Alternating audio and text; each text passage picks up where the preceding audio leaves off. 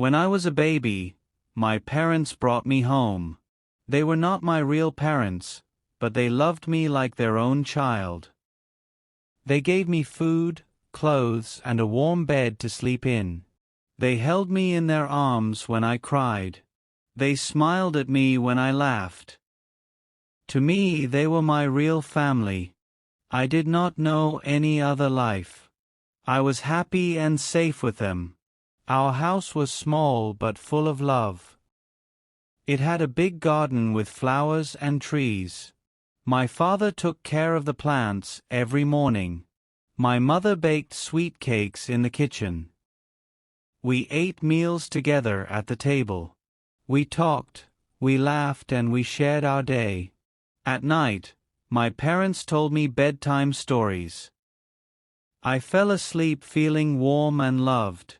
As a child, I never thought about my real parents. I was busy playing in the garden and running in the sun. I had toys and books to keep me happy. My father taught me how to ride a bike. My mother taught me how to bake cookies. They were always there for me. I did not feel different from other children. My life was simple and full of joy. One evening when I was older, I asked my parents a question. I wanted to know where I came from. My mother looked at me with soft eyes. My father took a deep breath before speaking. They told me the truth. I was adopted when I was a baby. My real parents could not take care of me. They gave me away to a family who could. I listened carefully to their words. I did not feel sad or angry. I knew my parents loved me. They raised me, cared for me, and gave me a good life. That was all that mattered to me. I smiled at them and said, "You are my real parents." My mother hugged me tight. My father patted my shoulder. We were happy together. As the years passed, I grew up. I went to school and made new friends. I learned to read, write, and play sports. My parents helped me with my homework. They cheered for me at my school events. On my birthdays, they took pictures and sang songs. My childhood was full of love and laughter. I never thought about my real parents again. I did not feel the need to know them. I had a family who loved me. They gave me everything I needed. I was happy with my life. I was happy with them. I believed nothing would ever change. But I was wrong. One day, something happened that I never expected. It was a normal afternoon when everything changed. I was sitting in the living room, reading a book. My mother was in the kitchen, cooking dinner. My father was outside, watering the garden. The house was quiet and peaceful. Then the doorbell rang. It was not a usual sound in our home. We did not have many visitors. I looked at my mother. She wiped her hands and walked to the door. When she opened it, two people were standing outside. They were a man and a woman. They looked nervous, but serious. My mother did not speak at first. She just stared at them. My father came inside when he heard voices. He stood beside my mother, his face calm but curious. The man at the door cleared his throat. He looked at me, then back at my parents. Then he spoke. "We are his real parents," the man said. His voice was quiet but firm. My heart started beating faster. I did not understand. I already had parents. They were standing right in front of me. My mother held the door tightly. My father crossed his arms. The woman next to the man had tears in her eyes. She looked at me like she knew me. But I did not know her. My mother finally spoke. Her voice was soft but strong. "He is our son," she said. She was not angry, but she was firm. My father nodded beside her. The man shook his head. "We made a mistake," he said. "We want him back." The room felt smaller. The air felt heavier.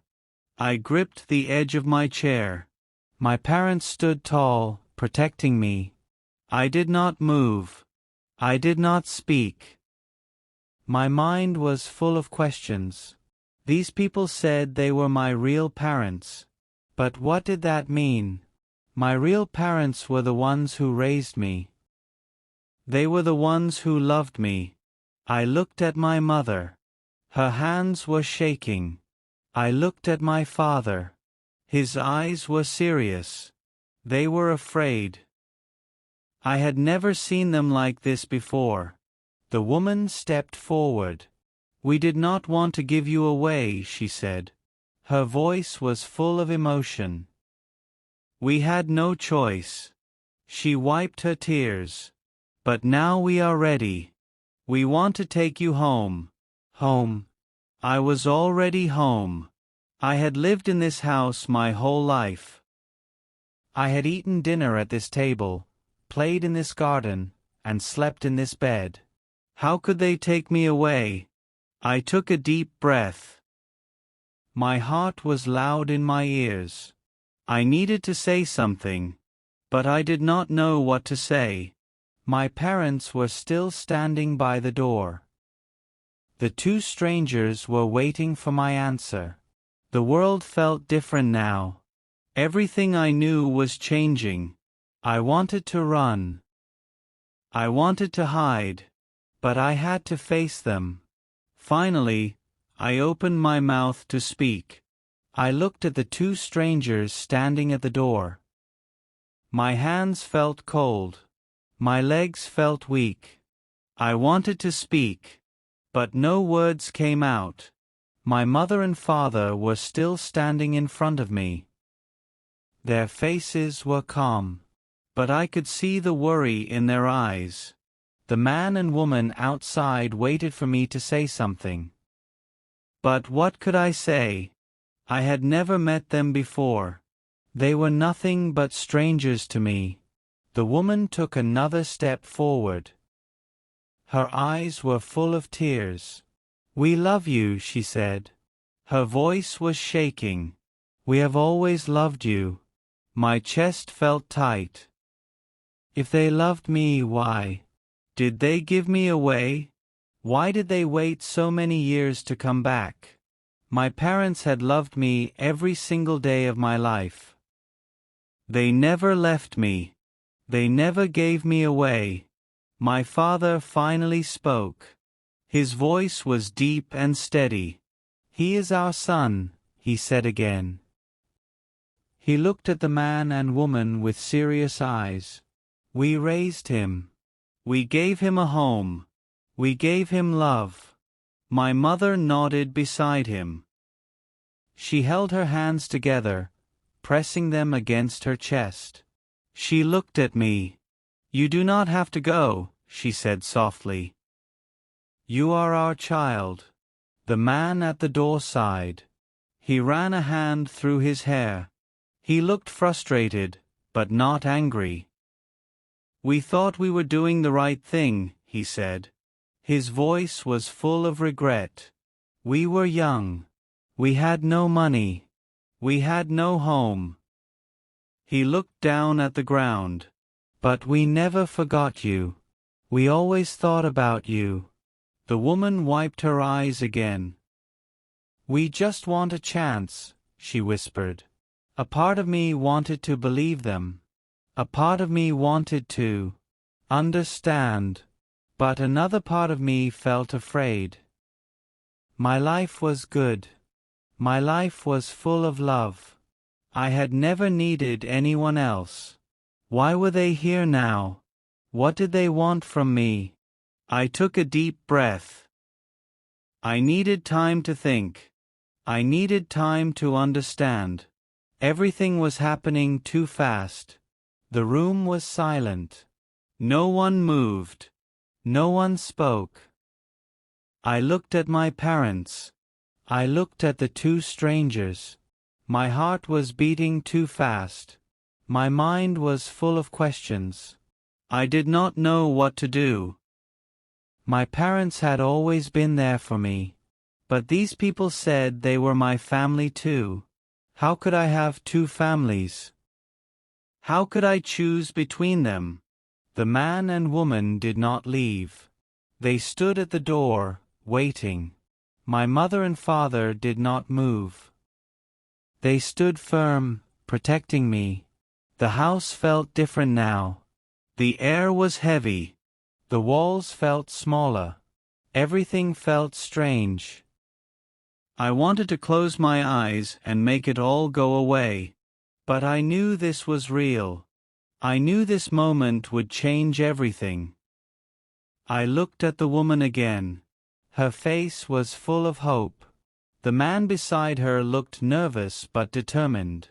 I took a step forward. My parents turned to me, their faces full of love. I needed to make a choice. I needed to find the right words. I opened my mouth and finally I spoke. I need time to think. The room was silent after I spoke. My words hung in the air. I saw the relief on my mother's face. My father gave me a small nod. The two strangers at the door looked at each other. They seemed surprised, but they did not argue. The woman wiped her eyes again. The man let out a slow breath. They were waiting for more, but I had nothing else to say. My heart was too heavy. My mind was too full. The man took a step forward. His hands were shaking. "We understand," he said. His voice was soft but firm. "This is not easy." The woman beside him nodded. "We don't want to rush you," she said. "We just want a chance." Her voice was filled with hope. I could see the pain in her eyes. I could see how much this moment meant to her. But I still did not know what to feel. My father crossed his arms. His face was calm, but I could see the worry in his eyes. "He needs time," he said firmly. He looked at the man and woman with steady eyes. "You cannot just walk in and change his life." My mother stepped closer to me. She placed a hand on my shoulder. "We have loved him for years," she said softly. "He is our son." Her voice was full of emotion. "We only want to know him." The woman wiped her face again. "Maybe we can meet again," she said. Her voice was full of hope. "Maybe we can talk sometime." I did not know what to say. My heart felt pulled in two directions. My parents were my home. But these people, were they a part of me too? I looked at my parents. They were my family. They had always been my family. I did not want to hurt them. I did not want them to feel like they were losing me. But I also saw something in the eyes of the strangers. They were not trying to take me away. They were not forcing me. They just wanted a chance to be in my life. I wished everything could go back to the way it was. But deep inside, I knew things had already changed. I wished everything could go back to the way it was. But deep inside, I knew things had already changed. No matter what I chose, life would never be the same again. No matter what I chose, life would never be the same again. I looked down at my hands. My fingers were curled into fists. I slowly opened them and took a deep breath. The man and woman waited. My parents stood beside me, strong and loving as always. I felt like I was standing between two worlds. One was my past, a past I never knew. The other was my present, the only life I had ever loved. My heart ached.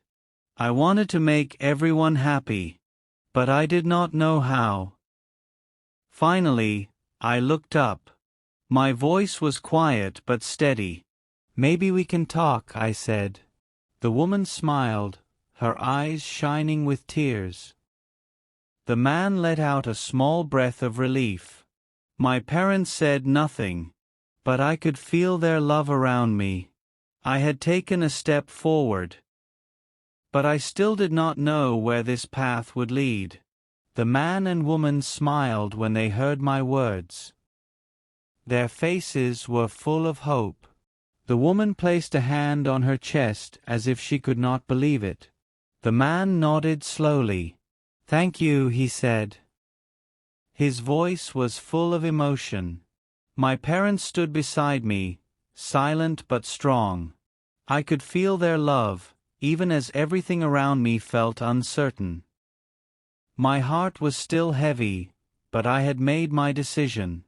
We agreed to meet again, not as a family, but as people trying to understand each other. The man and woman did not ask for more. They did not push me. They only wanted to talk. My parents did not stop me. They did not tell me what to do. They only reminded me that they loved me. That night, I lay in bed, staring at the ceiling. My whole life I thought I knew. My story. Now, I was not so sure.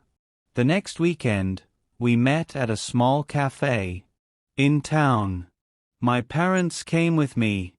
They sat at a table nearby, watching but not interfering.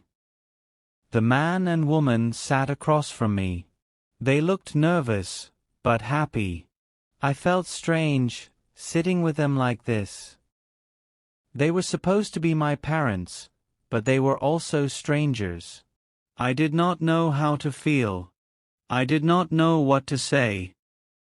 The woman spoke first. She told me about the past. She told me how they had struggled, how they had made the hardest decision of their lives. Her eyes were full of tears, but she did not cry. The man added a few words, his voice quiet and full of regret. They were not asking for my love. They were not asking me to leave my family. They just wanted me to know the truth. I listened, but I still felt distant. Their words were sad, but they did not change my life.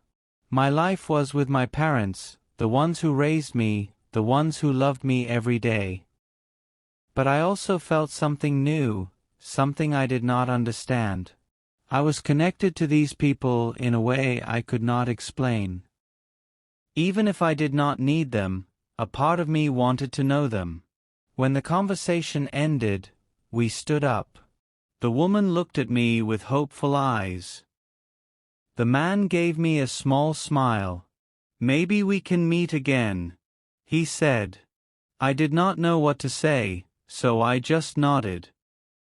As I walked away with my parents, I felt their warmth beside me. No matter what happened next, one thing was clear. I already had a family, and I was never going to leave them. Days passed after our meeting, but my heart still felt heavy.